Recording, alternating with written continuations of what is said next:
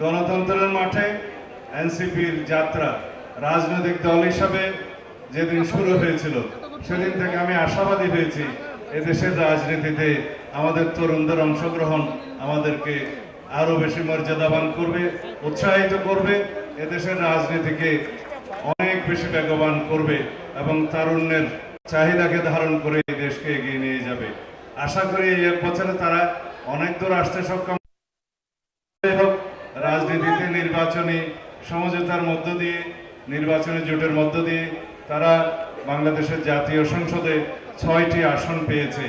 এই 6টি আসন ভবিষ্যতে বৃদ্ধি হতে হতে একদিন তারা হয়তোবা রাষ্ট্র ক্ষমতায় তারা আরোহণ করবে।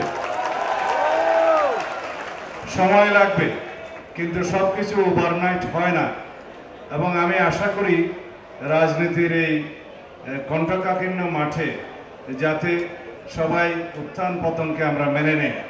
এই উত্থান পতনকে যারা মানতে পারেনি তারা রাজনীতিতে টিকে থাকেনি।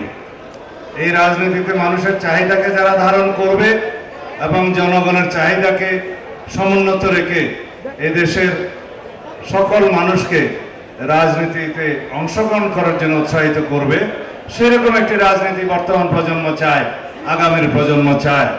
আমরা সনাতনী রাজনীতিতে এখন আর বিশ্বাস করি না। আমরা ইতিহাসের দিকে কেবল যাই না, আমরা ভূগোলের দিকেও যেতে চাই। আগের জমানায় আমরা দেখতাম এই 52 ভাষা আন্দোলন 47, 71 দিয়ে শুরু করে বক্তব্য শেষ করতে করতে তার আর বর্তমানের জন্য আর কিছু থাকে না বক্তব্যের। আমরা এখন রাজনীতি করব বর্তমানের জন্য, ভবিষ্যতের জন্য।